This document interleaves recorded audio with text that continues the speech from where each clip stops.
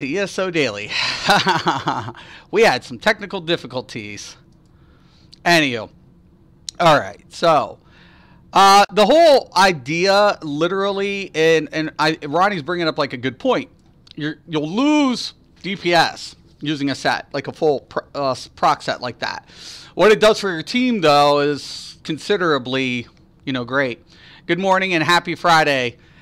Mystication. Thank you, Mystic Nation. Thank you. Appreciate it. The funny thing about this is, though, like, I like to test configurations. Now, I'm not always going to say it's like, the best scenario for what you're trying to accomplish for your individual damage rotation. You got to sometimes think about the applied effect as a whole, right? That's relative. When I'm taking a look at configurations and how said build will apply in the whole. And for when I'm looking at like certain content, yeah, I'm back. I had technical difficulties. My computer literally froze after I banned poor Heck. So it was crazy. But Ronnie brought up a very, and that's important. That's relative, guys, because when I'm taking a look at the set, right, I'm not getting anything. Now, I'm going to be dealing an extra 871 heavy on that. Now, here's what's really nice, and this should work. Now, this is another thing I like to test for. So let's say I was going to use the power overload. And let's put on the back bar, for example. Because we're going to do this. All right. So when I actually come in,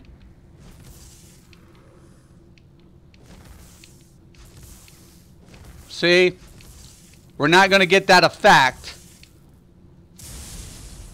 from the power overload. Okay? It's not going to happen. It's another thing we need to test for. Because is it a heavy attack? Yeah, but it's not applying effect. The effect has to be with the staff. It has to be. Right?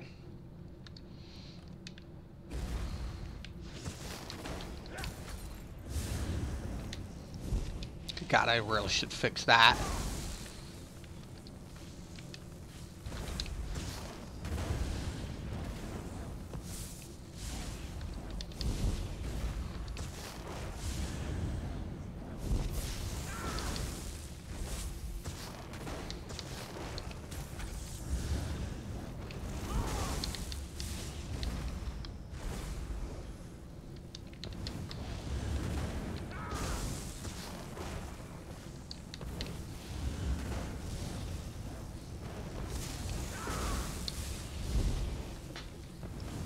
Now, see, if I was to switch this out for lightning staff, I'll show you guys this.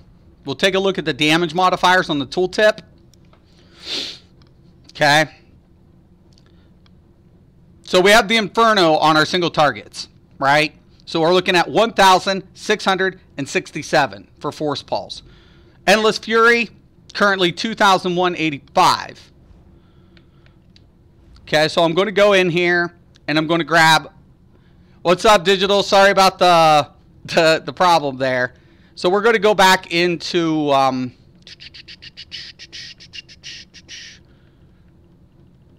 Asylum Destruction Staff. This time I'm going to grab the Lightning Staff. Right? So once again, we're going to take a look at the tooltip. Okay, 2185 shock. Okay, switch out for lightning. Go back in. Tooltip. See? 2004 1. So we're losing that 8% bonus to single target damage. So same thing is going to apply. If I did the Inferno on the back and I try to use AoEs, I lose. Hey, Super, what's up, dude? Welcome to the stream. Good morning. But, yeah, that's the one thing. That's why I'm always like, if you're going to run Destro, if you're going to, it's best to keep single target on Inferno. It just is. Now keep in mind, I don't put the Nirnhold. I'm just playing around here. But ideally speaking, the whole type of Enslaved, welcome, man. the whole idea behind the configs is what I'm trying to do to see, you know, and one of my favorite sets is the elegance set, right? Which I can't seem to find.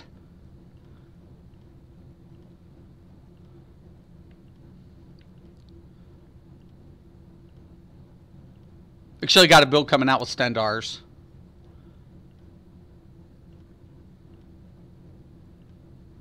Yeah, like, elegance isn't even in here. I don't even know why we don't even have elegance at the moment. Oh, good. Haha, happened to yesterday. My stream lagged out. Yeah, dude, right?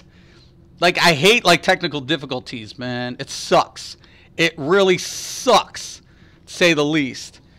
But, you know, elegance is a set I'll usually run up to on a heavy attack. If I'm going to use a heavy attack rotation with a power overload, I'll test out elegance. Elegance, though, isn't also going to be worth it in the essence of abilities. So that was the one thing that Ronnie's pointing out, and you know, it's significant. You're going to lose DPS to magnify team DPS. That's where you have to kind of bite bullet with config, right? You have to test what's up with your configuration, what secondary set, if you're going to use a set like Infal as a static, what set's going to go ahead and optimize with the 5 Infal. Could it be Julianos? Well, Julianos is going to give it that spell damage. It's going to apply and keep all damage modifiers at least to a minimal loss, right? So, I mean, for example, people are running Moondancer, right, with Necro. Okay, so let me go ahead and pop out my pet. Let's get that boost up. Okay, now what I want to do here, make sure I'm on single. I'm going to hit with this. We want a base static, 1869.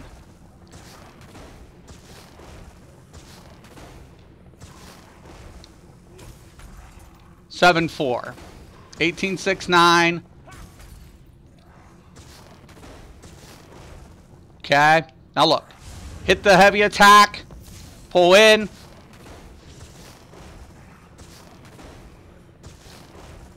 See, we're getting 1869. Why do people use IA over Moondancers or Master Architect? Well, that's a good question. I'm about to show that with the Moondancer. Personally, I would only want one person with IA. To be honest with you, if they're running 3 or 4, it's because of the way the stat configuration. Moondancers, if you're not going to run 5, it becomes that issue. But let me take that effect. Hold on, what was we doing here? Okay, 17 without the thing. There we have the 18, but 1869.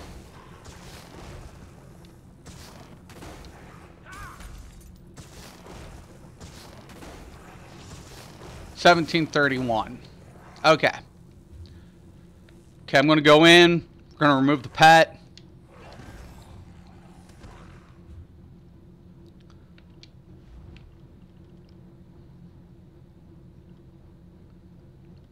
Now, for example, a lot of people are running Moondancers. So I'm going to switch that out. All right? So now we have 4. ESO day testing configurations. Take 2, right? Thanks, Rock. I bugged up. Now, I'm going to call out that pet again. We're going to get that bonus. I had a troll follow me on the stream. My friend destroyed his 600 CPS. Ha ha ha ha ha. I wish I would have seen that, dude. All right. So 1869. Now look. Now we have the 19. So see, we're going to be dealing a little bit more damage with that Moondancer, right? And that's true. That's the question, but we keep within a marginal loss. So is it an acceptable loss? This becomes the question. Hey, Ronnie, what's up? And actually, I was just quoting you, Ronnie. And this is exactly what you was pointing out, Ronnie. You're going to take a little bit of a lot, but see 1773, but we get 1914 when applied effect. So we get 1914 with the Moondancer, right? Oh, let me go in here, kill this. Okay.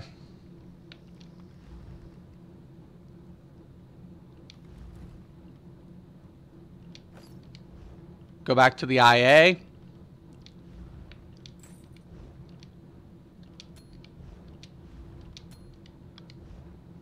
Okay, I believe that's 4.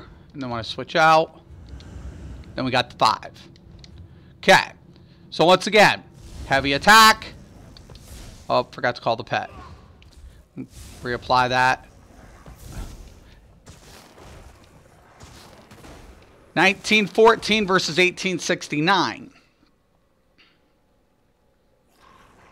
So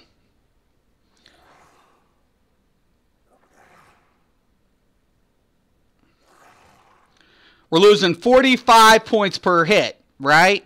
Now, in a long stream durated fight, that's significant loss for you as an individual player. It is. And that's what I'm saying. And that's what Ronnie's exactly saying. We're going to lose. That's a fact, right? If we're going to do a configuration like this. But it's marginal to magnify what? Our team's DPS by 8% consistently. Minor vulnerability can be applied by other effects, but it's a chance to apply, right? A heavy attack rotation, we have 100% uptime. That's relevant, right? We have relevancy within our attack rotation.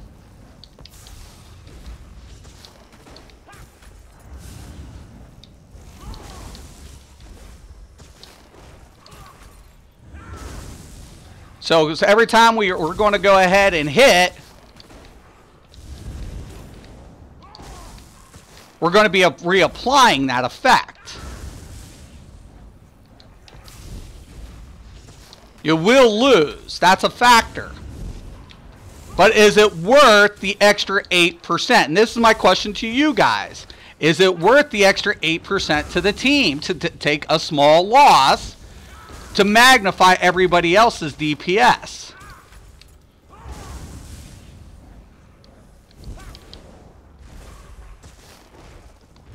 I got 2 questions. Will 2 throw Shadow Walker, or should I go Hunding's Rage Shadow Walker? Hunding's Rage, to me, if you're going to be using a static set for PvP, the reason being, you're going to, that extra weapon damage is going to apply to like Vigor and stuff. 2 throws great for the major savagery, no doubt. But for healing effect, you're going to lose in on that end.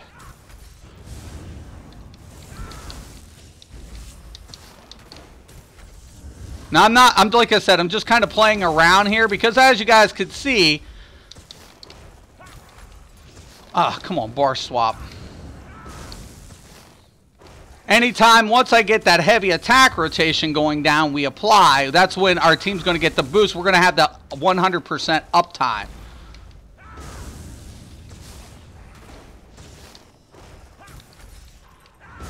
That's relevant. 100% uptime all the time. But you will lose, and that's exactly what Ronnie was pointing out. We're going to lose a little bit, but across the board, damn right. 8% across the board. 8% across the board. That's 100% uptime throughout rotation. Jesus.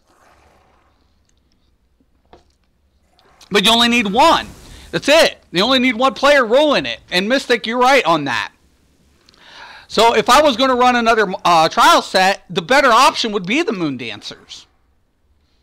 Or if you want to stream PvE content like crafting basic writs, stream dungeon runs, stream stalkers, can't get into your dungeon instance, works in both vet and normal modes, right? Hey Thor, what's up? It's only worth it if the particular boss you are fighting is immune to off balance. That's another good point, Thor. And that's a really good point. But you know, you got to take a look at those things. Is it worth it? That becomes question. It's that kind of like balance issue. Like, is it worth having the 5 piece to magnify to take the little bit of loss? You take a small loss, but if you increase just 3 people's DPS by 8%, that's a DPS boost group-wise. Right, Ronnie? Exactly. But with 100% uptime with no chance. We're taking the variable of chance out of the equation. But like you said, and like Thor said, we got to take a look at the immunity effects, and we also got to take a look at saying, oh, okay, is it worth biting this bullet to magnify? In my opinion, it is, but you only need one person to do it. You don't need everybody rolling the infoul. The Moon Dancers would be the better option on that set. So to me, that's like, okay, everybody else should be rolling this type of configuration, but do we have at least one person applying the 8% to magnify party? To me, that's questionable. Dragon Bones DLC introduces a 15-20% RNG boss immunity to off balance. Yes, Rock. Yeah. Good morning.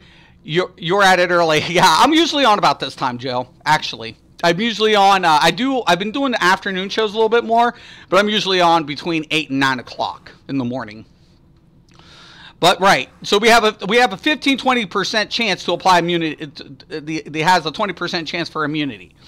So if we go ahead and we apply the effect and we get 100% uptime for the set effect, we're looking pretty. But, you know, we have to take a look. Are we willing to accept the loss? It will be impossible to maintain 100%. Yeah, that's true. But vulnerability is the thing. So even off the off balance, right? Off balance isn't the same thing as vulnerability. That's a whole different status effect. That's what I'm saying. There's the off balance. This is a robust. It has the same effect as a boss, a dungeon boss. So when they make these changes, all of those effects apply to said target. And that's the big deal. So you're seeing it. Like this is in replication of dungeon bosses. So the 20% are calculated to the said target. That's a different status effect altogether. Vulnerability is a whole different beast. As you guys can see, a heavy attack applied. See, no off balance is triggered. He has the chance for, you know, that. But anytime I do a heavy attack, it's going to reapply the vulnerability. That's what I'm saying.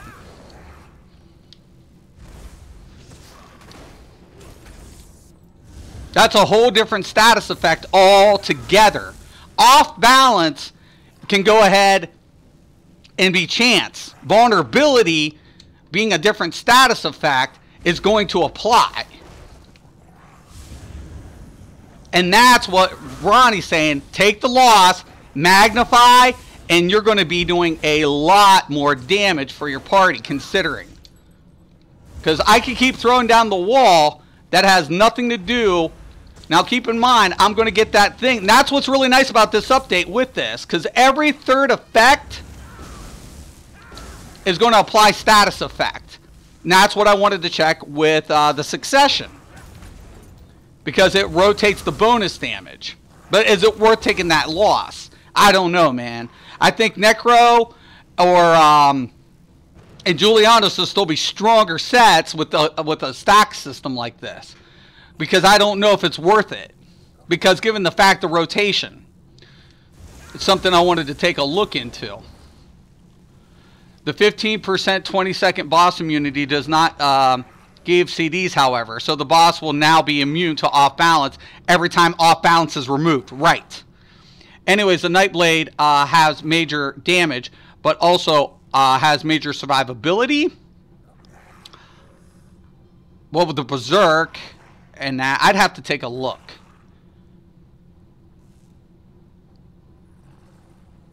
Because passives are activated on abilities on Nightblades a lot. Like your Shadow Ward, right? Every time you cast a Shadow ability, you get the Shadow Barrier passive activated, increasing your physical and spell resistance. So survivability increases based on set effect being activated. You get a bonus modifier for every heavy piece that you have on.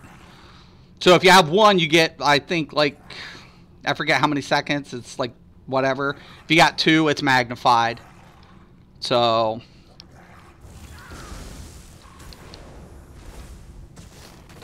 but yeah, that's that. The off balance trigger is different from the vulnerability trigger. We're always going to get 100% uptime on Bond. There's no question about it. Off balance, yeah, immunity applied.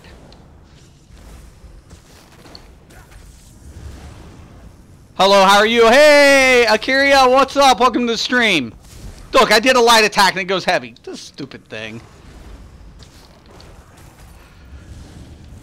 But look, yeah, you can keep this up. This is the replica of literally the, you know, a target. Robust target dummies is equivalent to dungeon bosses.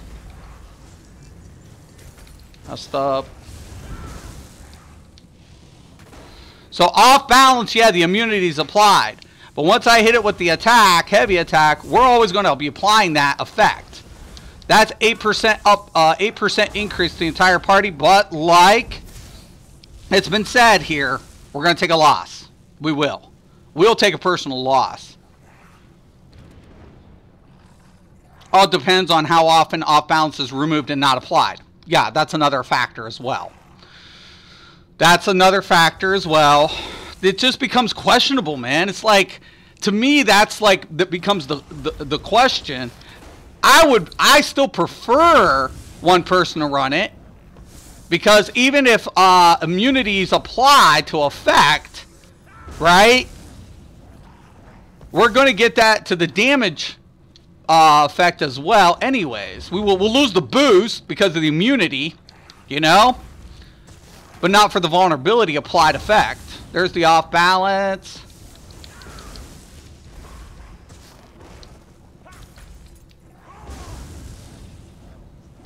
It's questionable, guys. I don't know, man. Like, I honestly, in my opinion, having one person with a 5-infoul setup like this is worth taking a little bit of the loss, in my opinion. Now, keep in mind, I don't do trials all the time. I just do trials to get my gear. But if I'm in there, I want smooth runs. So I'm always asking who's got what and how's the setup configured. I don't care about score at the end of the day. I just care about, like, overall damage.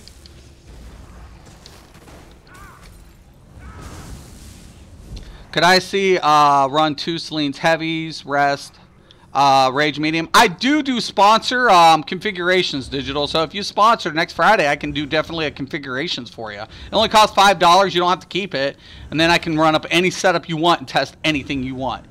Mystic, how do you sustain on Mag DK with no off balancing group? I don't use the same configuration with Mag DK, Snoop. So my sustain is based on heavy attack after dot application.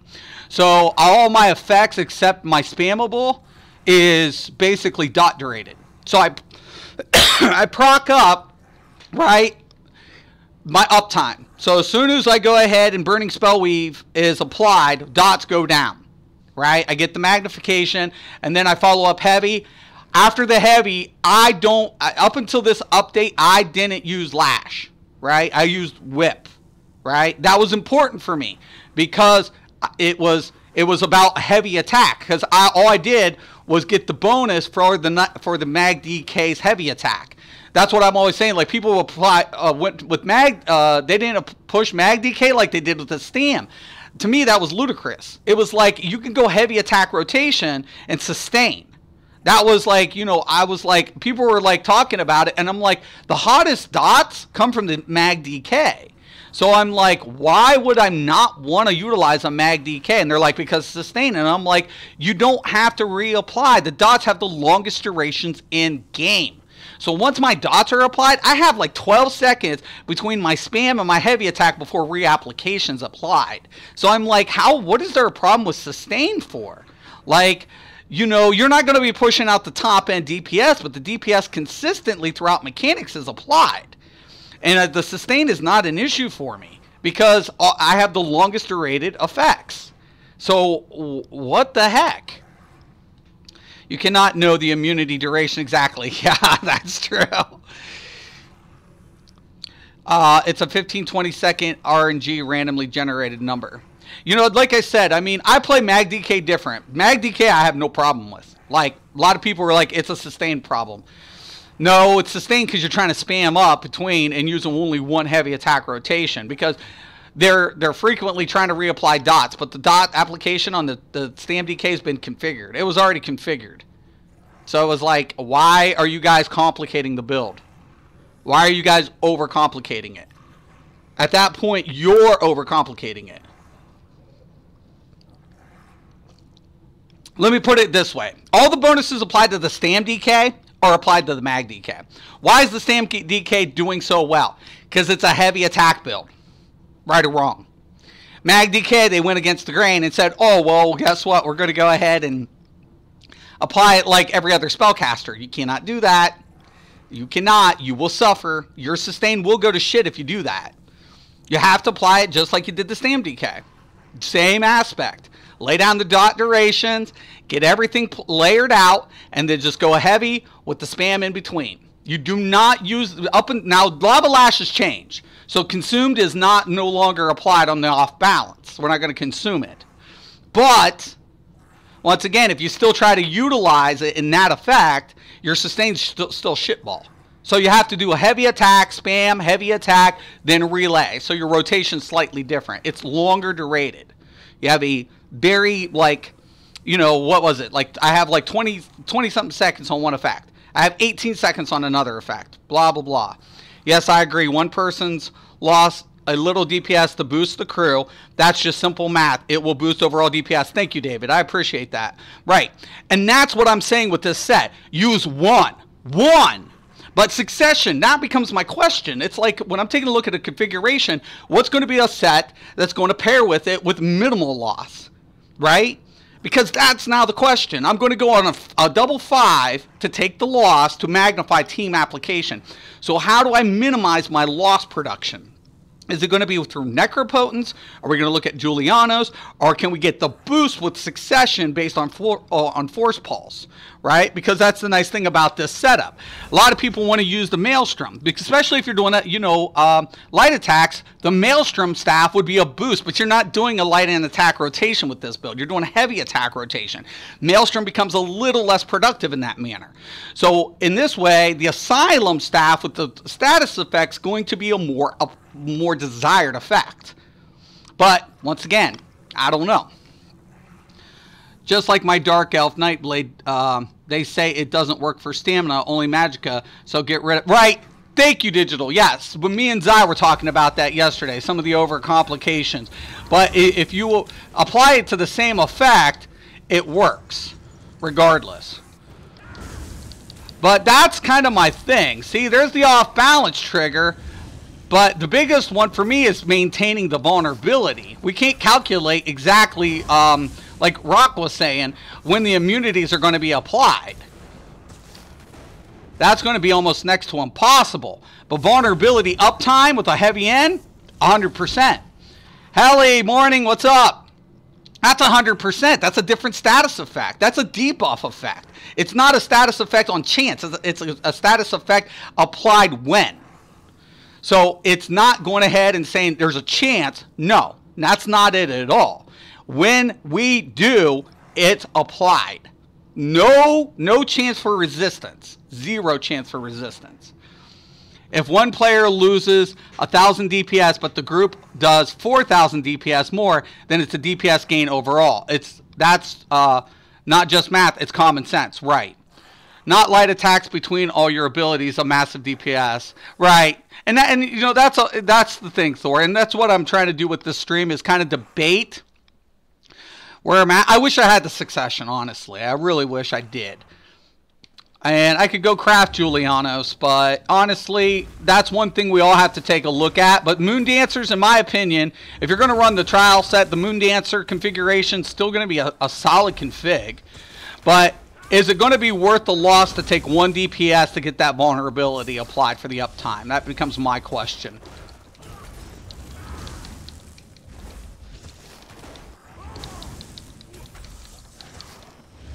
I really got to fix that.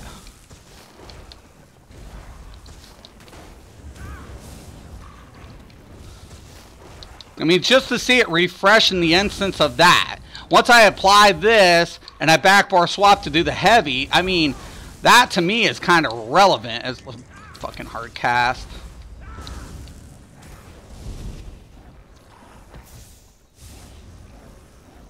But yeah, no, honestly, I think it's going to be kind of worth it in that aspect.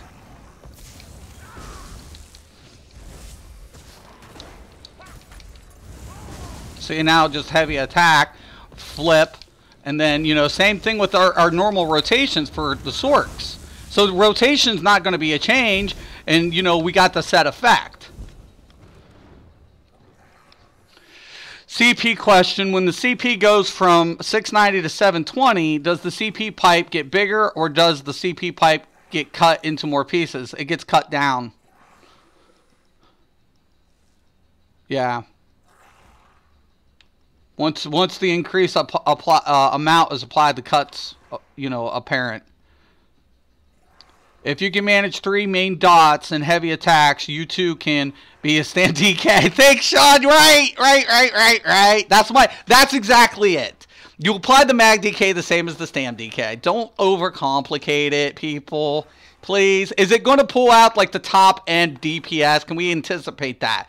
No, but we can anticipate the consistent damage applied during mechanic phase when burst is not apparent. That's what you're taking in consideration with dot builds. And Mag DK always is going to promote that to the party. It's about a mechanical scenario. But if you're going for a time run, I can understand why some people might not want to go ahead and do that, because it's about the burst end. They're trying to burst everything down and speed up the skipping phases. And I can understand that. I mean, do I like the idea of it? No. But, you know, if we're taking a look at, you know, overall, you know, being applied throughout mechanic, well. But I don't play competitive like that. I don't. You know, I play for content. Get the content, get my shit, get out. Done, over with. Don't know where Cloud came from. Which allows more, I don't know, Kassarian? You got me, Todd. I just got lost, man. I'll go with Julianus until I get Moon. Small bump. Right. Yeah, that's the way I went, David. It's a small bump unless Warhorn's applied. When Warhorn's applied, Moon Dancers is going to outperform Julie. That's a fact. I can't deny that. I'm not going to. I can't. But without buff, I get a full static. I'm like, done. You know, set up. You know. But is this worth it? I think the Asylum is going to be more relative in this application coming up, because of all these immunity effects. Given the fact of what we're taking a look at, and we get a guaranteed on every third cast for the concuss or the lightning. So there's the concuss, right? I mean, for the whatever. But if we went with the lightning, right, and we applied, now we're going to get the off balance. So if I switch it out, and we're going to lose on that end too. That becomes another question. Typo, customization. Which allows more customization. Whoa. Stam is poison, different dots, same concept, right? I'd have to take a look. Yeah. So, that's a good question, Todd. Now, so let's say I get the lightning staff. I'm going to lose on single target, right? But keep in mind, Force Pulse is single target application. No doubt. But every third application,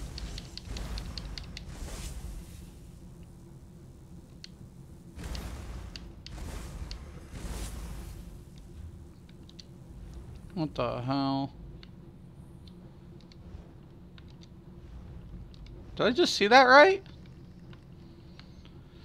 Every third cast of Force Shock will always apply burning or concussion. Well, it didn't.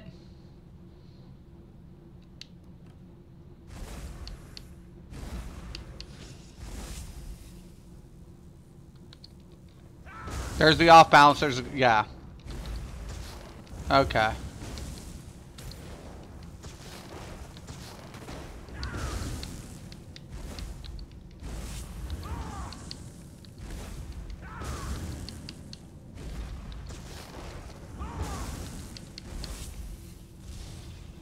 Alright.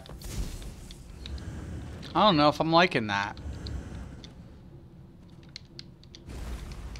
Something seemed a little buggy there.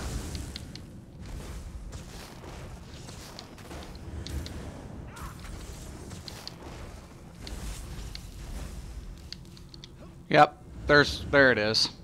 Force. Okay.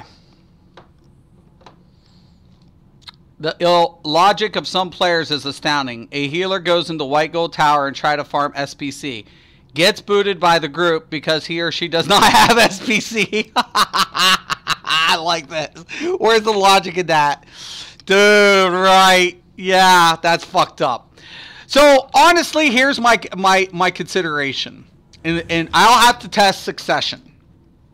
Whether or not it's going to be a viable set. I don't anticipate it being as dominant as Necropotent currently still is, or Julianos. Moon Dancers is still going to perform well. It's still going to be the key element, which a lot of people are going to drive to. I'm not going to use any of the trial sets unless I need one of my builds to run 5 infoul. Because what that's going to do for my party is it's just worth it. I'm going to lose to increase their overall effect. It's just the way it's gonna be. Because it's not a chance. There's no chance. The immunity is applied to the concussion state or off balance, right? The concuss and off balance. Vulnerability has no applied effect to that. Okay, so enemies you damage with fully charged heavy attacks are inflicted with minor vulnerability. The status effect is going to be 100%. 100%. People are strange. Laugh out loud. Honestly, I don't care if a healer has SPC in dungeons, right? In dungeons, it's not really, it's kind of like, eh. If you're kicked because you don't have SPC in normal dungeons, you better put these jerks on ignore, right? But a lot of people want to do the vet to get their purple jewelry. That's where they're at. I mean, honestly, I think this is just going to be, one of those things that I'm definitely going to be looking into, what to pair up with my infoul. That becomes the question with this whole situation, given the new status effect change.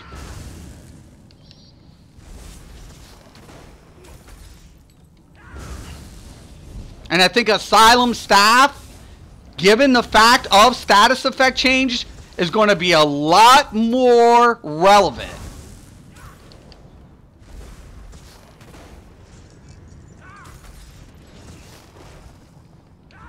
Because keep that in mind with the Asylum staff, right?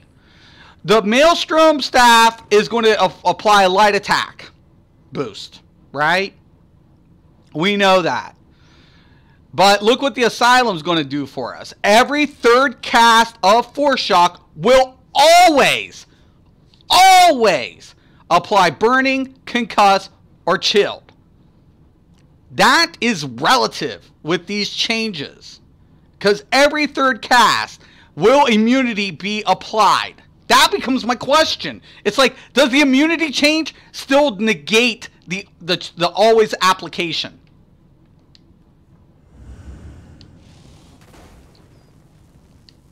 Let's find out. 2, 3, 1, 2.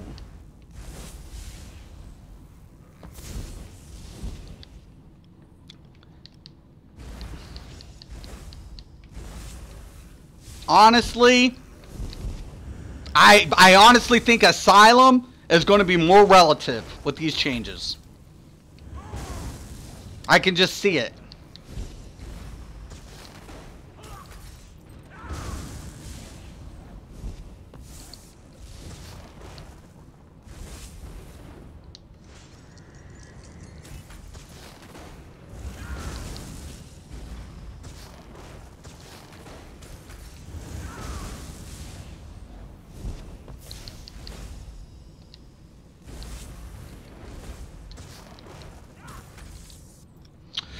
I don't know, guys. It's going to be interesting. Always, you cannot deny the always applied effect. You're just not going to be able to with these changes.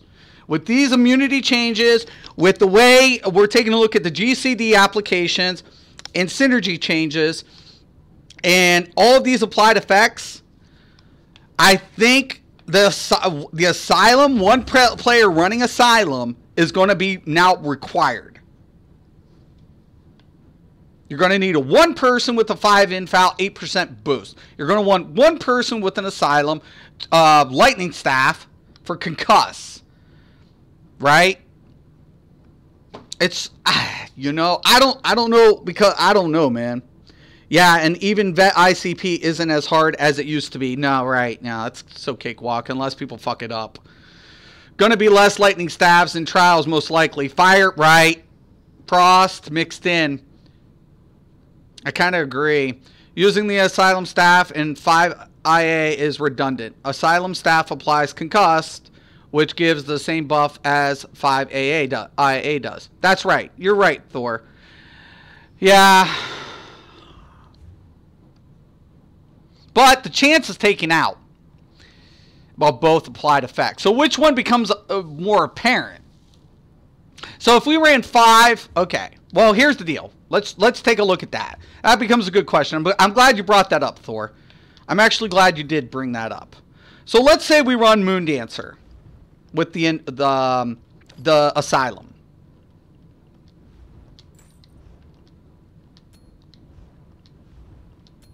I'm actually glad you did bring that up. So this is pretty much in a whatever config.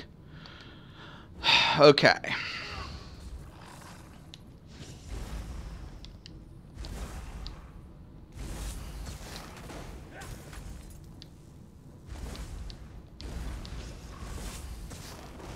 $17.89.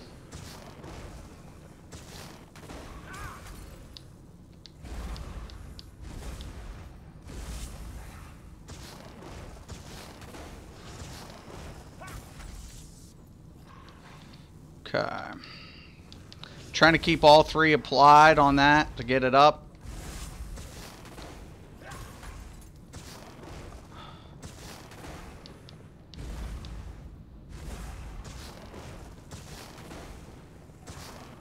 $17.89. I wish I had my friggin' FTC. Fucking bullshit. It would really be nice to have my metrics right about now. Morning, Sylvia. Mystic, would you say that Force Pulse builds are sustainable again? Oh, you know, to be honest with you, I think Outcast would have to be the better expert on that, to be honest with you. Because I don't run that in that context to know if in a long-durated fight, if we're looking, if the sustain is going to be, because I don't do trials constantly. So, I mean, from a competitive level, that becomes relevant, but that's questionable. I think Outcast probably would have a better insight on that one. It also applies heavy attack boost. The VMA staff, that is.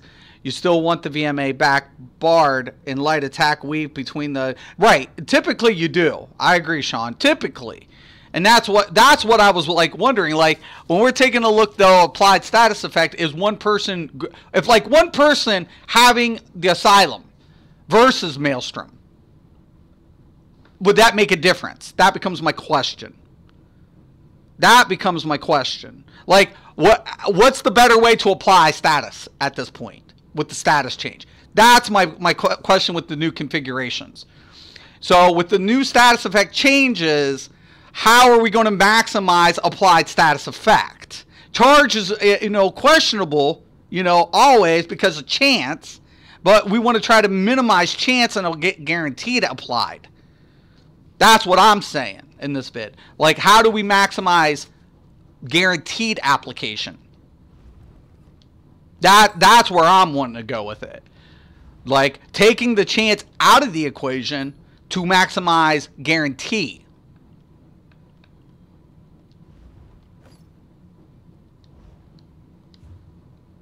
Right? Because anytime I do a heavy attack, I'm guaranteed. But look, because I'm not using the Moon Dancers, I'm going to lose. But look.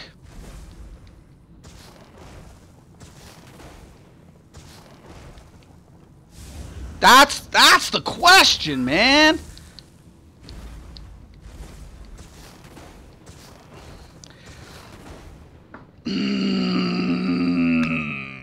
This is like crazy. Trying to figure out. Oh, wait, Force Pulse builds are sustainable. Just use Witch Mother's Potent Brew and heavy attacks once every other rotation. Yeah, that's pretty standard. Every other rotation. Witch Mothers, I like Witch Mothers for sustain, without a doubt. Survivability then, depending on certain trials, becomes, you know, you have to offset that a little bit. You know, because the max health isn't apparent. But if your healers are good, Warden healers applying, you know, Frost Cloak, shit, resistance increase, that usually can negate some of that loss. All DPS should be running VMA staffs on back bar. 2 DPS. Well, see, this is where I'm going to disagree. If you're competitive, Thor, should be applied. If you're competitive. But you don't need to complete. That's where, this is where my former elitists kind of get in, because in this game you don't need, it's perked. If you're going to be competitive, should is applied. If you're not competitive, you don't need. You see what I'm saying, Thor? And that's where I'm going to burn your ass, and that's why you got burned last time, because you assume.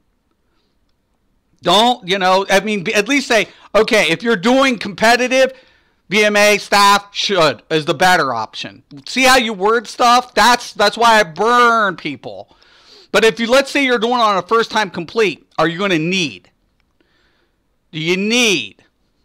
Just throw a health clip on one of your body pieces if your health's low. Yeah. And that's, and right. You can offset. That's what I said. You can offset the drop for Witch Mothers, and you have to. But if you have a Warden healer that applies Frost Cloaks, you offset that difference, because resistance will decrease the damage output on your party if they're hard stacked. If they're soft stacked, or even if they're spread out, then yeah, that becomes a different thing. Like, so if you're in Sanctorium, you're not going to be stacked. Front bar Inferno Asylum is already OP for a False Pulse range rotation. And it is. Like, that's... See where I'm saying, though, Sean? That's like it. Like, if you're running 5-3, you can run both. You can have the Maelstrom and Asylum. Right? We know that.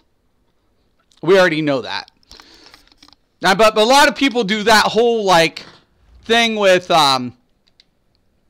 They're using, you know, the rest of the Destro. And if I was going to do this configuration, to be honest with you, and let's say we wanted the monster proc. Monsters sets. Everybody, a lot of people are always going to go with now on my Nightblade I don't. I stay with the friggin' Valken on my Nightblade, because I have a different configuration. I don't run the same configuration on every tune, too, knowing that the passives, how the passives are applied. If you do that, you lose out anyways. So if you have every mag tune set up the same, goodbye. You're losing DPS because of active passives.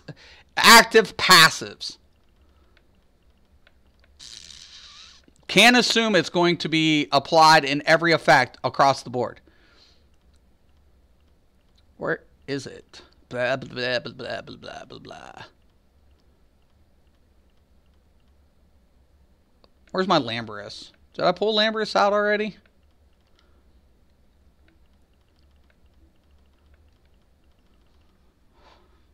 VMA staff is free bonus 2k DPS for simple slotting it and not doing anything.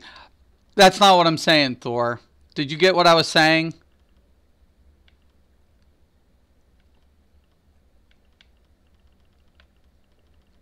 Not everybody can do VMA, Thor. So would you exclude them from trial or attempting to at least accomplish a said trial? If you're competitive, I agree with you. But if you're not competitive and you want to play content, are you restricted? That's what I'm saying, Thor. That's why I burn your asses.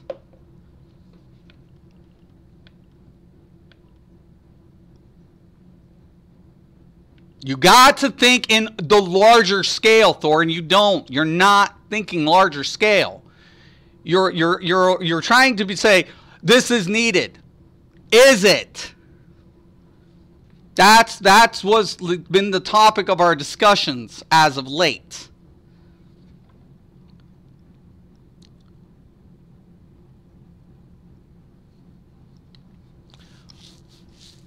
Because, Thor, the thing about it is, there are more players. There are way more players who don't have ideal pieces, ideal sets. How do you get them to acquire it? Same thing with Spell Power Cure. You got to get in there to do it. Right? And VMA, let's be real. VMA is still one of the hardest contents in the game. Right? It still is. And most players aren't going to get it. You only have, probably like 20% of your populace able to complete a VMA. And what, the other 80% aren't doing bets? Mystic, you are right. Thank you, Digital. That's what I'm saying. When I do my build configurations, I do it intentionally for the average player to get into content. That is why I build the way I do. Because I'm aware they're not getting in there or they don't have time. They work, they come home, they have a life. Not everyone can do VMA, and I have no problem with trials. That's exactly what I'm saying, Todd. So, Thor, that's why I burn your asses. Do you get what I'm saying? You have to come up with alternative solutions to maximize without set effects. Oh, I see. On my raid, I have a few people that don't have VMA staffs yet. Right. I still allow them to come on our VMAL progression while encouraging them to work on completing VMA. That's what we're saying, Thor. That's what we're saying. You need a video for what's needed for trials and what's optimal for trials. But I don't play trials a lot. Like, I do it to get gear and I'm out. That's what I do it for. Like, I'm not a competitive, I'm a former elitist. I don't want to go ahead and be the douchebag that I was. I don't want to be that player. I want to help average players. I want to help players who are trying to at least get a good configuration to do content. That's the only thing I want to help with. I haven't done VMA or VMAL. The VMA bow is kind of needed for stand. I don't like, to be honest, I don't like VMA bow versus master. I prefer master bow. I'm not going to lie. Because my poison injector is going in and I get in that damage boost. I prefer it. That's me. Now, if I have a tune that has a finisher, probably VMA. Only 5% of players have beaten VMA on PS4. Right. That's what I'm saying, Snoop. But yet we have people doing trials. It's not like, I don't think anything's needed. But how do you maximize? Once again, this is a prime example. You take a set like IA, which no competitive team is currently running a 5 IA config. You don't have that. You don't have one person running a 5 IA. But yet, the effect is apparent. The damage modifier is significant for team. It is significant. You take the loss, like we've been talking about, but to boost, man, VMA is hard if you don't stay up on it and hone your skills. Right. And that's the thing, Super. But a lot of people don't have a lot of time to keep, doing it consistently. But they want to do content. And they'll do in normals, but then when they get, like last night when I was with the guild, I said, do we have to take a look at vet? Vet compared to normal is not even comparable. It's just not. Like, so, I'm like, there's like two different mechanics. You can skip all the mechanics, like you don't have to block, right? On the first boss and so. But if you don't block and vet, it's a wipe, right?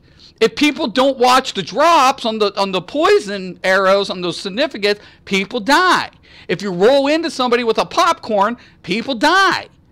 And it's like, normal has nothing on the vet. You can't get an accurate, practice on normal compared to vet.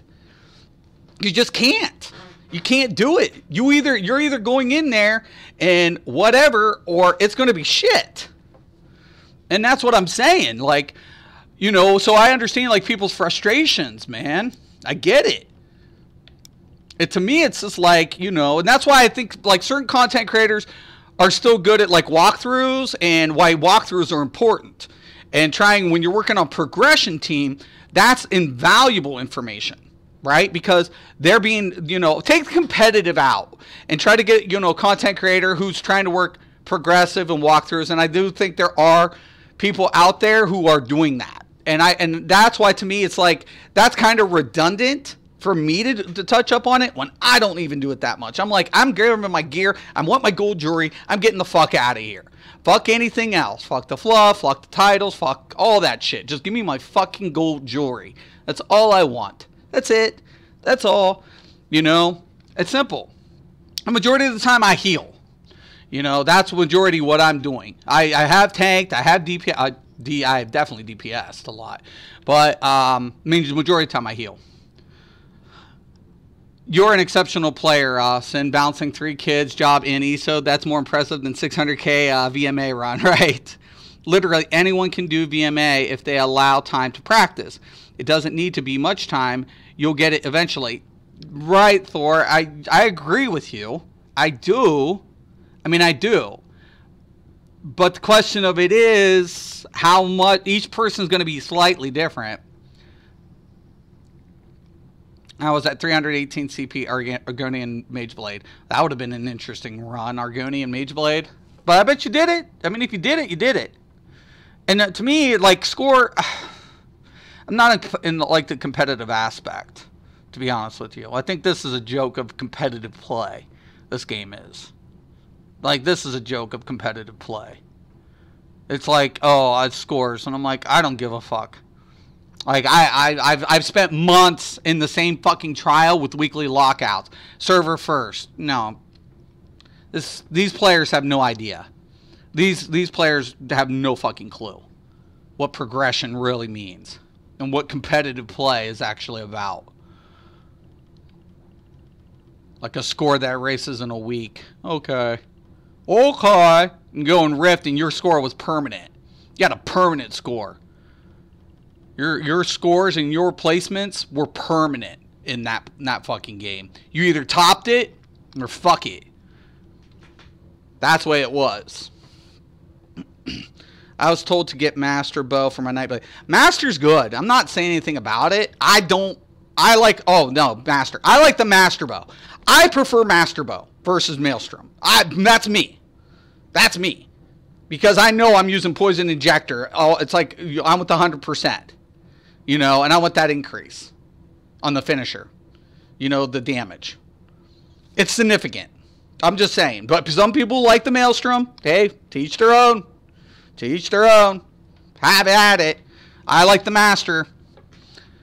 Yeah, it's doable in PvE and PvP. It's probably one of the most versatile weapons.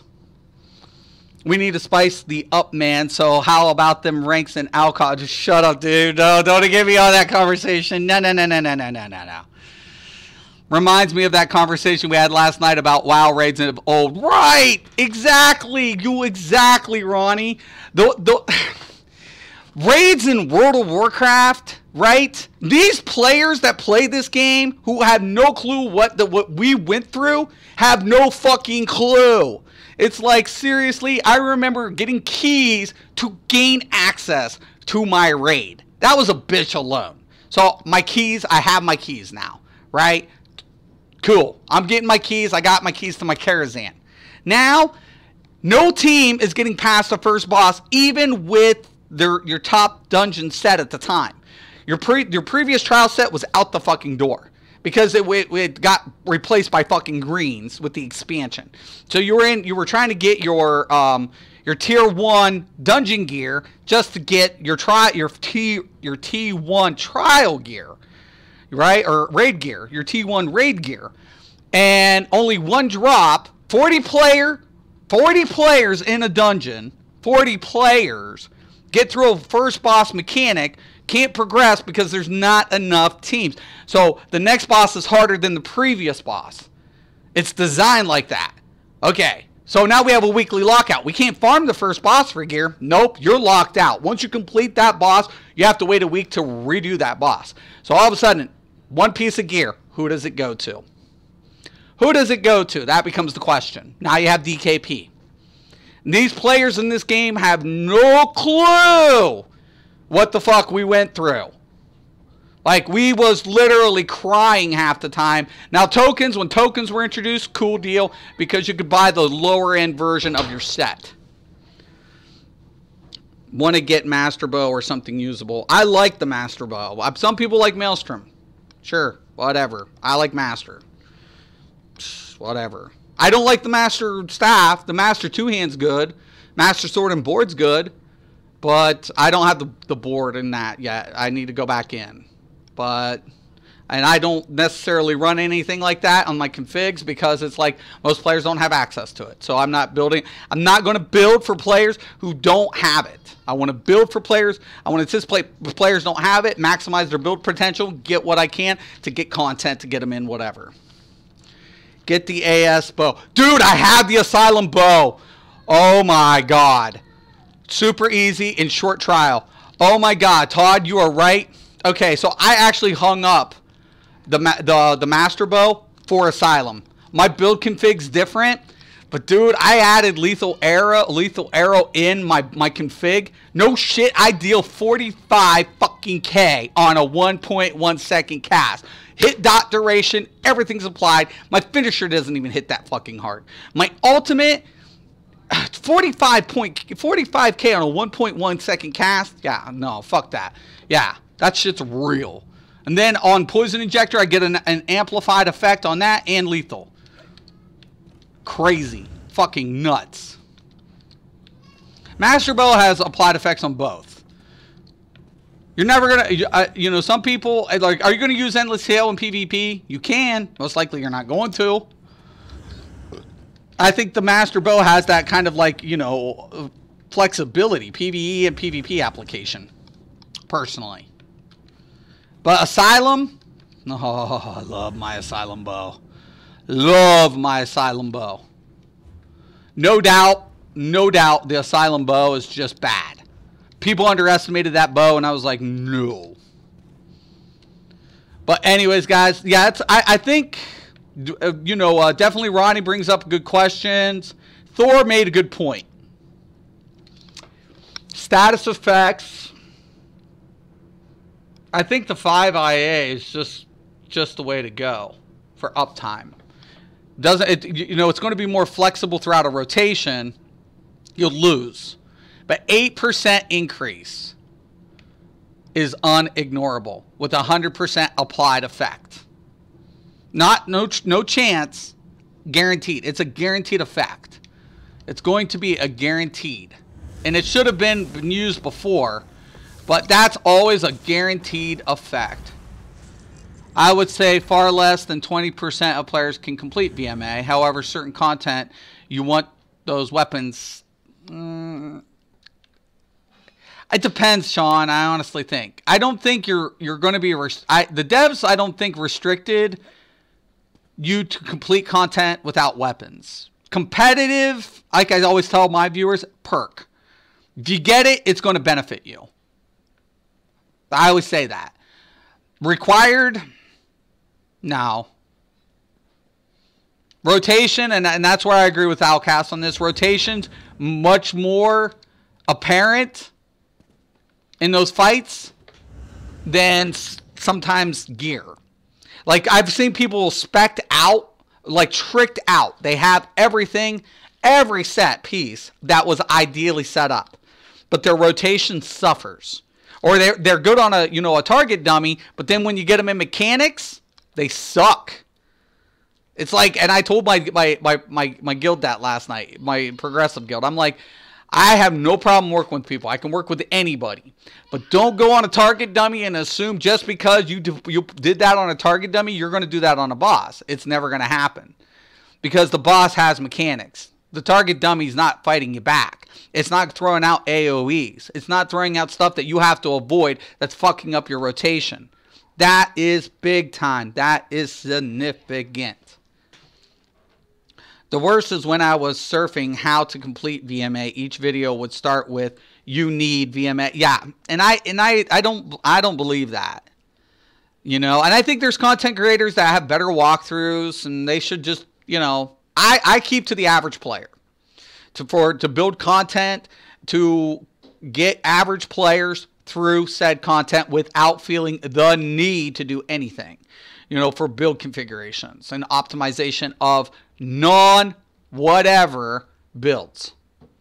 So that's how I build optimal for the builds. But like, nobody in said configuration last night who had a couple of configurations was even hitting harder than my meteor. And it was like, dude, I hit a 52 fucking K meteor, and nobody with said configuration was popping off more than that. So to me, and I was also hitting with a 51K finisher. And I don't fucking have Moon Dancers. And I don't have whatever. And yet I'm pulling out more DPS per ability. What's that telling you, man? Seriously. What's that saying? Think of it this way. You don't have VMA weapons when you beat it the first time. It just makes it a little easier. That's what I'm saying, Marcus. Thank you. It's exactly what I'm saying, man. That's exactly how I would put it. Exactly. That's exactly how I put it. And we got to think about that, right? We have to take that stuff into consideration. Like, are we going to tell people they can't do content, right? And then think about that, because I was always told I can't do content because I was a non-Templar healer. Yet I did it. My first time on my DK healer in Vet Sanctum Ophidian, got it done. I got my title on my DK, not as a DPS, not as a tank, on a healer. And when I was told it's not even plausible. And yet I did it. And that's what I'm telling people. If you have a team who knows what they're doing, that's way more relevant than necessarily gear. You have to know people who know what they're doing and how to optimize the function of their party. Seriously, going to have to take a crash course to ESO when I come back. Yeah, it's definitely something. Skill versus equipment. I agree, Krill. That's the way it is. I could take a player like Outcast and literally put him in shit. You think that motherfucker is going to be unable to complete a trial if I put him in shit gear? Bullshit. Because his rotation and his skill will make up for the fucking loss. That's a damn fact. I finally hit a 71K bear. Oh my god, not as good as Mystic 76K bear hit, but it's getting there. Dude, congrats, Rock. Yeah, a lot of people don't realize that. Like, I build optimal. I do. I don't use nobody's configurations but my own. Everybody's like, oh, this or that. No, I'm not using that bullshit. That weakens my DPS. I'm not fucking with that. You can kiss my ass. Oh, I have that crap. Go ahead. I'm not saying it's crap, but like their builds are crap. I'm not rocking it, and I'm going to deal more damage. I do the math. It's just the way it is. I know the indifferent values. I know how to go ahead and offset to lose to pick up from my loss. These players can't figure that out. It's like, whatever, man. What the fuck ever. Whatever. It's a stat sheet thing. Learn your math. Learn your properties. Pick it up, boys and girls. Do it, do it. You know, but yeah, 76K bear, man. My bear is no fucking joke.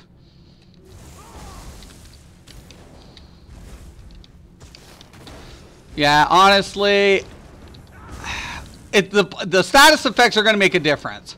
And honestly, I think Outcast will probably cover this in the upcoming test. He hasn't been doing trials because he's moved to a PCNA. But I think he'll probably pick up something about the said status effect and what our better options are going to be. Because that man probably know better than anybody.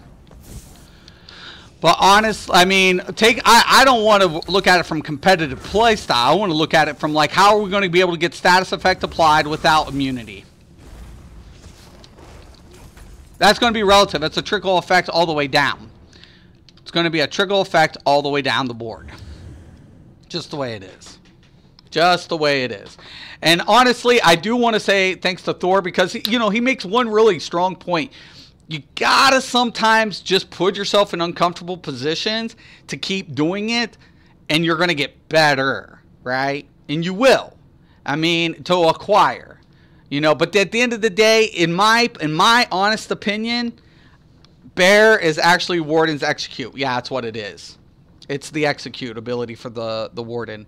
And I hit 76k on my Bear. Yeah, it's no joke. Like, my execute 76k with the Warhorn up. That's no joke. Moron Togs, Marksman's, Caustic Bow was a friend just sent me. Moron Togs is alright. Marksman's really good. Moron Tog I don't like because, you know, to me, like, I like Sheer Venom better. I'm a big Sheer Venom player right now. Huge Sheer Venom player. Like, I'm using Sheer Venom like it's nothing. Like, it's going out of style. Honestly, I'm fucking people up with Sheer Venom. They're running for their lives and they're still dying. That's a gang build there. Digital, right? Yeah. Moron Tog, and it's good. It's good. I just, you know, I like Sheer Venom a little better than Moron Tog. That's what I like. You people see them run, poof, they're just dying. Jambomania is running wild. What's up, Storm? But status effects in configurations. Configuration is important. I think Moondancer is still going to be an optimal set for majority of players. I don't see that changing. I see a lot of people somebody's going to pick up a 5IA. I just kind of see that, especially if they're going to still run a master staff. If you're not running a master, don't sweat it. But 5IA, and I don't know what the secondary is going to be. Like, that becomes questionable. That becomes the whole question. What's it going to be about?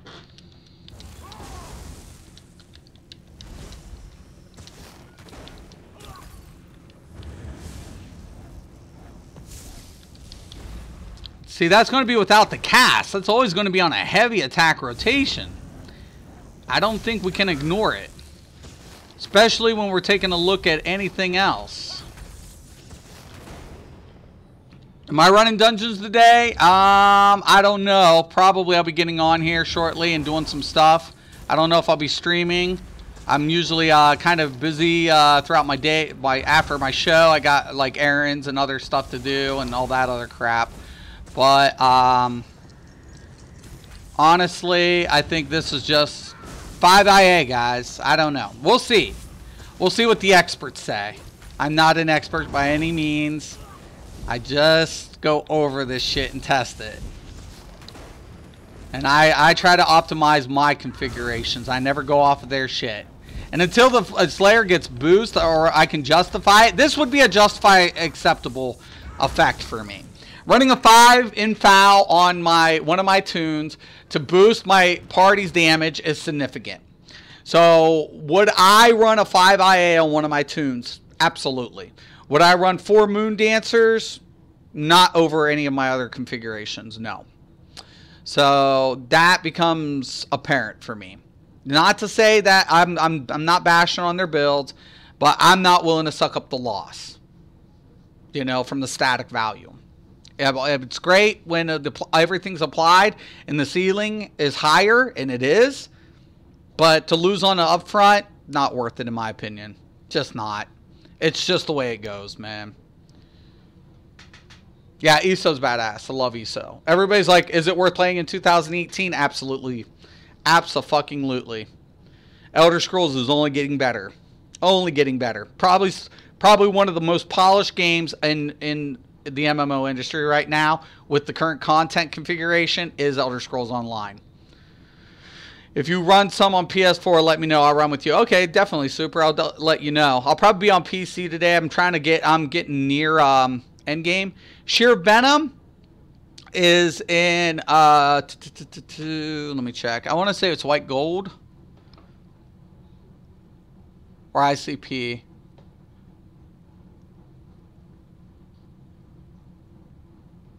but I want to say it's in white gold. I know a lot of raid teams that have someone run 5IA and VAA on the first and second boss only. Yeah. And I think you're right on that, Thor. In that aspect. When's it going to be optimal? You know? But, I mean, we can't deny it, but, yeah.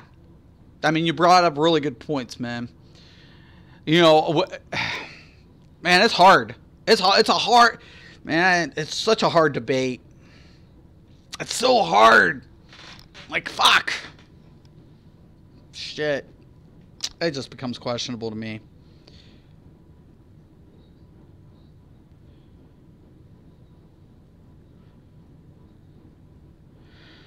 Yeah, I have like 4 sets of Sheer Venom. I've been rocking the fuck out of Sheer Venom.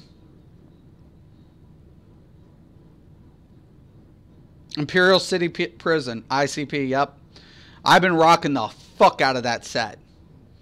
I'm killing motherfuckers with that set. I hit them with the poison injector, applied effect. Next thing you know, all you see is dots applying. They're trying to run. I'll ambush the shit out of them, and I'll beat them down before they even fucking get a fucking lick off. Once I hit them with that poison injector for the opener, hit the ambush, they're as good as dead. If they escape, they're still dead. Unless they purge it. The only one I'm having a problem with is Magplars, because they can cleanse it. You know, the status effect. That's the only class I'm having a problem with. You know, with that build. Other than that, everybody else dies. You're dead. You die. You die. Stan Warden with Defilers, Mechanical Acuity, and Valken Scoring is my current project I'm working on PS4. You know what, Ronnie? That would be nasty. Dot effect applied, proc the Scorian, and debuff them at the same time.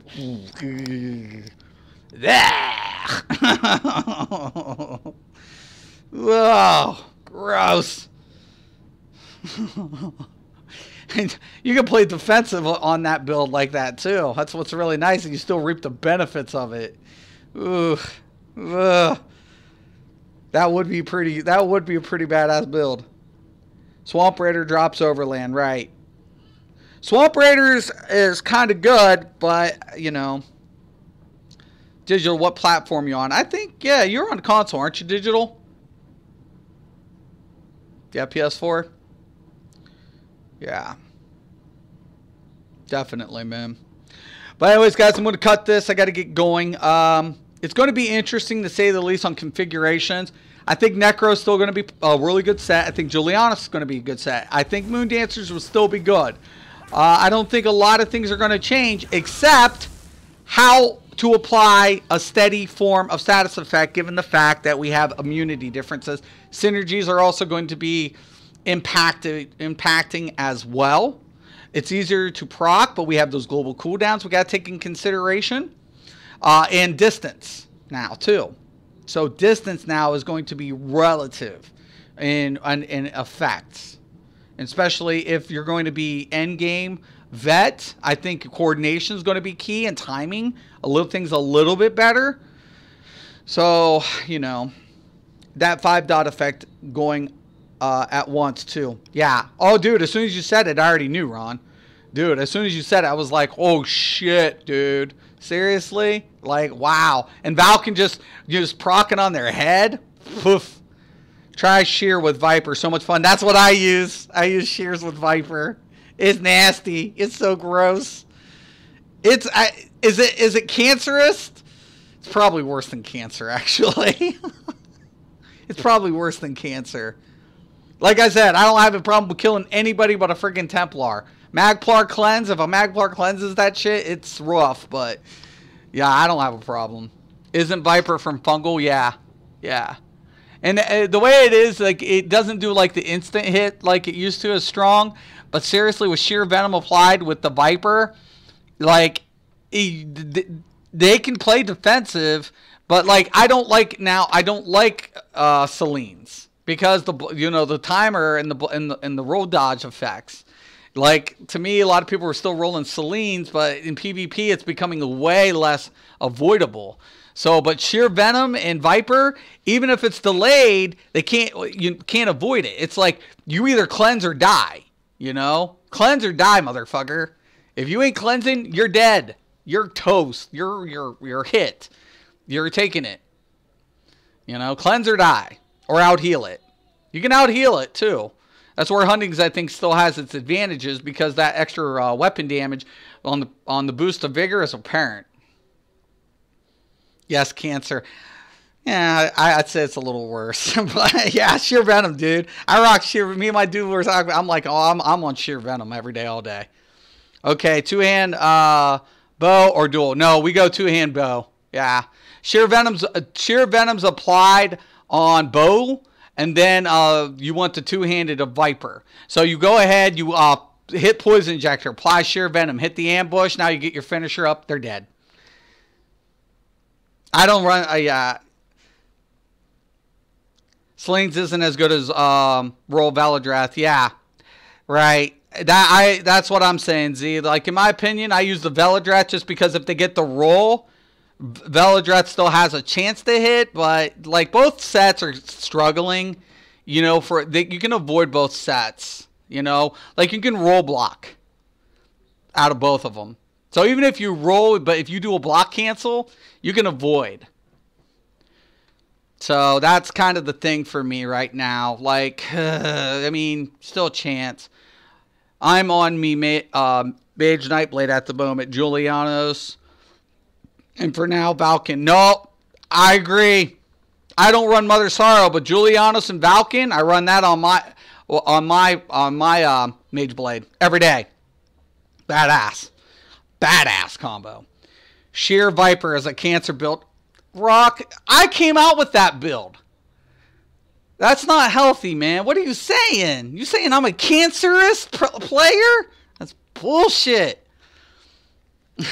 Big love for Sheer. Love Sheer. Love Sheer.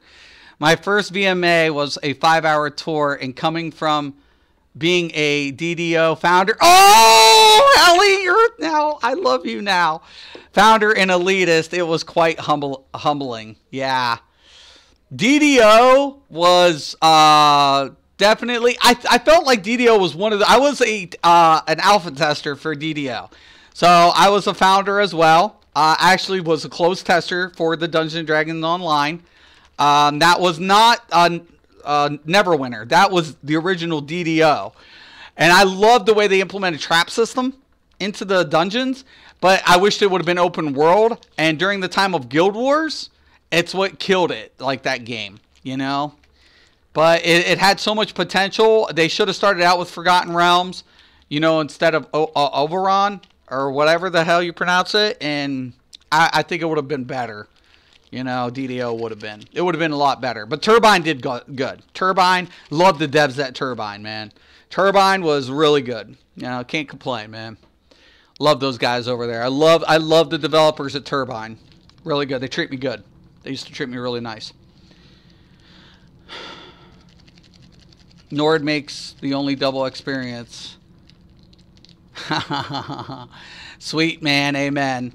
Yeah, Mage Blade. Can't go wrong. Like Mage Blade, I'm using Julie and friggin' shit. The set from friggin' War Maiden. I'm using War Maiden and Julianos with Valken. Woo! Oh boy. Oh boy. And I don't build like most Magplars or Magblades. I build like the Stand Blade with that. And it nasty. It nasty. If I friggin' Lotus Blossom your ass and I get that fucking pop off, oh, you're dead. I was like 1vxing a bunch of motherfuckers on PC like early this week. I was wrecking motherfuckers. Oh, it was so badass. I have an infant and a 4-year-old. Oh, congrats, Stoop. I got grandkids. Love Sheeran Viper was made for Nightblade. Love it. I agree, Scott. Fun times, definitely. Yep. But yeah, guys, I'm going to cut this. I'm going to get going. It's around that time. Deltia might be on today, so if you're a big Deltia fan, go check him out. I was privileged to actually have got to heal for him yesterday because he was on PS4. I wasn't even aware he had a PS4 character until he got on, and I was like, dude, if you need heals, I got you. That kind of just shows, you know, I'm not I want us all to get along, man. At the end of the day, I want all content creators to get along, and and bring up questionable stuff, man. We can work together. I might not always agree with everybody, and I don't expect everybody to agree with me, but raising these questions together and debating it is part of the community effort to, get people to get through content. That's at the end of the day, that's what I'm trying to do. I'm not trying to be competitive anymore. That old me is dead and gone. It's not coming back. It's not coming back. I promised my family I will not be that elite dick anymore.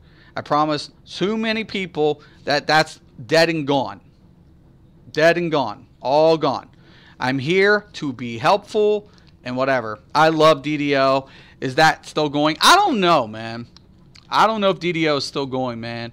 It had such a hard competitive aspect to it with Guild Wars. The original Guild Wars and DDO shared the same aspect that the dungeons was like instance based, right? And you always travel to the center hub of everything. And DDO, as well as Turbine, did the dungeons, and they did fucking awesome. One of the worst aspects that they didn't do it was without exploration or player-made content. The Dungeons and Dragons is always going to be about what? Player-driven community. That's the element of Dungeons and Dragons, right? Always. Always. And if you're going to tag anything with the Dungeons and Dragons, you better bring not just the background story and the lore, you better be able to let the community do something. Same for me, Iraq Blood Brothers, right? I love you guys. You guys are the best community. I want to thank everybody, and especially the players coming in and being objective and us communicating, because, Thor and Sean, they all brought up in positives and good points, and we can't ignore these things, man. We have to question it. We have to go around it and say, what's the maximum way that we're going to get status effects to apply without immunity issues? How are we going to approach build configurations? Is this going to change current configurations? I don't necessarily think so. I think a lot of the current build configurations are going to stand, except we're going to have to make 1 or 2 adjustments to maximize timing issues. Mystic, did you ever ninja loot in WoW? In dungeons I have. Not in, you can't in trials. In raids. In raids, the leaders we always lock out. So in raids, no. We always locked out in raids. So only the leader would ever have access in raid drop. Who to whatever. In dungeons, I have. I'll admit it. I ninja looted in dungeons. I have. If I, it was like, person's like, I need it, and I'm like, so do I. But I'll need it. I'll ninja loot that bitch. Whatever. People are like, oh, because it was supposed to be a respectable community. If you got the last group loot, the next person gets the roll. And if you roll on top of what you've already looted, then you're a ninja looter based on that principle. And it was like, oh my God, whatever. But, I get it. I was a little dick. I was all about like getting geared up to the end game, and I wanted end game. Like, dude, I was there when AQ opened and the servers got shut down and the servers crashed. I was there for that, for the AQ opening. I was there for the first AQ 20. When AQ 20 would drop, I was in. I was like, I'm going. I'm in AQ 20. It's done. It's fuck this, man. Like I was in on that. I was all about it. Nax. When Nax was opened up, all of it, man. Seriously. When we fucking had to run Nixia's lair for X amount of time, oh my God. Seriously. Molten Core. And we were having to get our legendary sets. We had a BIS progression system. Those were good old days. A lot of time and a lot of needless shit, but metrics was there. We had everything, macro layouts. Oh God, seriously. Keybind sets, dude. I wouldn't even roll on keyboard and mouse most of the time. I had a keyboard and mouse, but I had a custom board for my keybinds. Neverwinter is a major time sink. Yeah, I think, you know, Cryptic did good. I like when Cryptic did City of Heroes and City of Villains. That'll always be my favorite Cryptic game. Always. Always. But, you know, and Pay to Win, yeah, I believe it is. I agree with that. Neverwinter is, you know, they changed the format too much. And now we take a look at NCSoft, and NCSoft's kind of going in a direction. Whatever. I don't know if you guys play Tabula Rasa, but I love Tabula Rasa. It was far from being finished, but the way the game played, it was definitely fun. The encounters, oh, love it. Love that game. Loved it, loved it, loved it. So, anyways, guys, I'm going to let you go. We're going to, like I said, overall, configurations. I'm going to test Succession. I don't expect it to be whatever. I got to farm maybe a few more pieces of it. I have a few. But, you know, I got to go back to BMA anyways because I need a sword and another jewelry of my hunt. So, and we know the drop rates on jewelry is just not really that good anyway. So I might be in there for a couple times. Ninja looting is frowned upon, though it's impossible to ninja loot me. So yeah, everybody gets their own loot here. Like this game, that's why I said, like, when people want to act like they're elite in this game, to me it's a joke. As a former elitist, it's a joke. It's like, you have no clue what we did.